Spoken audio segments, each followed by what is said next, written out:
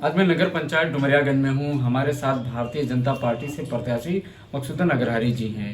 ये इस बार फिर मैदान में हैं। ये पूर्व में चेयरमैन भी हो चुके हैं। आइए हम इनसे बात करते हैं कि इन्होंने पूर्व में क्या काम किया था और किन मुद्दों को लेकर मैदान में है। पहले तो मकसूदन जी, आपका बहुत बहुत स्वागत है। मैं हमारी पत्नी मीरा देवी पत्नी मकसूदन अग्रहरी 2012 में नगर पंचायत अध्यक्ष चुनी गई थी। उस समय हमारी सरकार नहीं थी, सपा की सरकार थी, लेकिन मैंने विकास कार्य की गति को तेज किया। इसलिए हमको विकास कार्य करने में बहुत ही शौक है। मैंने हर गली में नाली, खड़ंजा, इंटरलॉकिंग, जो सीसी रोड बनवाने का काम किया। छठ स्थल बनवाया। नदी पर दुर्गा माता जी का मूर्ति विसर्जन होता है, मिट्टी में रख के उसको मैंने सीढ़ी घाट बनवाया। आए दिन लोग दुर्घटना हो जाती थी, आत्महत्या कर लेते थे। मैंने पुल पर जो है रेलिंग लगाने का काम किया। मैंने हर धार्मिक स्थल को सुंदरीकरण कराने का काम किया। लेकिन इस समय जब मैं नगर पंचायत अध्यक्ष का चुनाव लड़ रही है हमारी पति मीरा देवी, मैं जब मैदान में लोगों के बीच जा रहा हूँ तो मैं यही कह रहा हूँ कि हमारे जो कार्यकाल के बचे हुए कार्य थे उस कार्य को मैं पूरा करूँगा।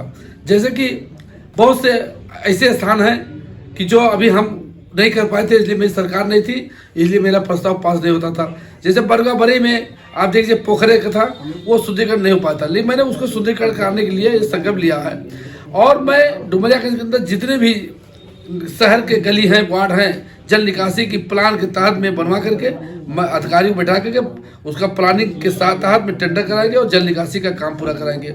सभी बिजली के तार जितने जर्जर हो चुके हैं, खम्भे पुराने हैं, उसको बदलवा करके अंडरग्राउंड केबल लगा करके बिजली कराएंगे और फ्री वाईफाई की व्यवस्था की जाएगी। सीसी कैमरा लगेंगे ताकि महिलाएं रात दिन कभी चले, कोई दुर्घटना ना हो। और मैं डुमरियागंज के मॉडल रूप बनाना चाहता हूँ।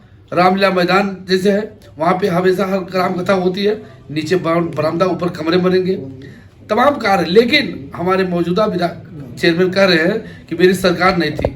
जब आपकी सरकार ही नहीं थी तो फिर भी सरकार अभी भी नहीं है। भाजपा ऊपर केंद्र में मोदी, प्रदेश में योगी, कहाँ तुम्हारी सरकार है? तो चुनाव क्यों लड़ रहे हो? चुनाव लड़ना नहीं, रो रहे हो जाके, काम करना नहीं चाहते हो।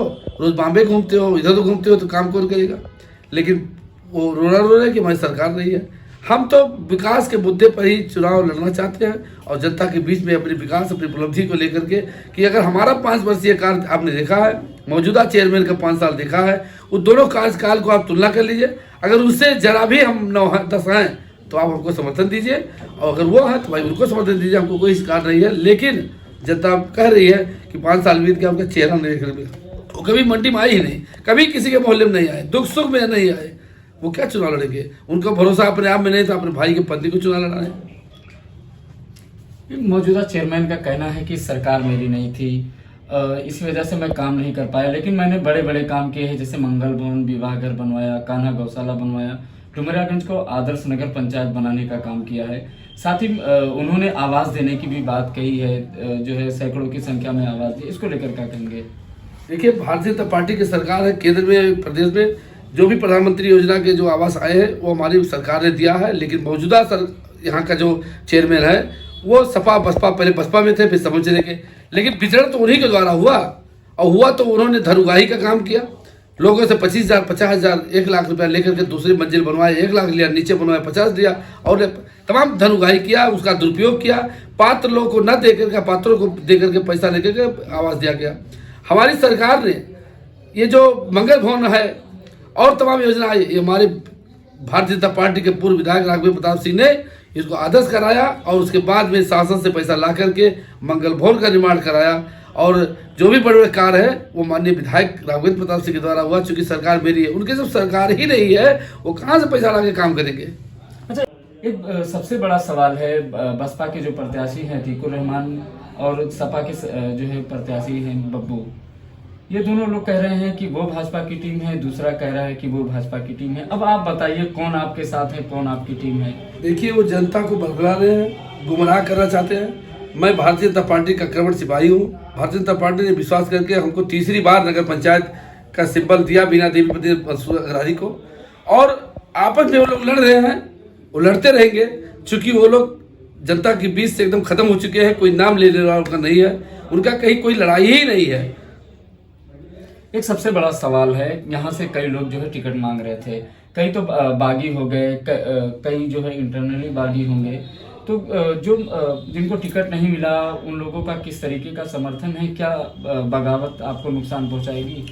देखिए, भारतीय जनता पार्टी का टिकट मांगने का इस पार्टी में सबको अधिकार है।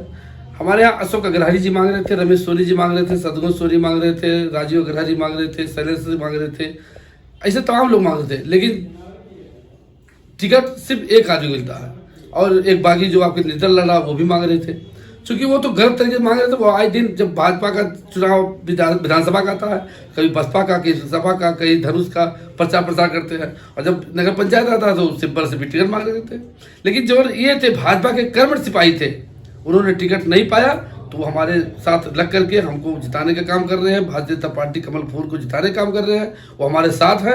लेकिन जो बागी एक है, चूंकि मेरे दल के थे ही नहीं, कभी पार्टी का कोई सदस्य ही नहीं है, तो वो मांगते थे, नहीं पाए निर्दल लड़ गए, फिर पाए नहीं पाए निर्दल लड़े, तो उनका कोई वजूद नहीं है। मैं उनकी तुलना क्या करूँ जब वो भाजपा ही नहीं है।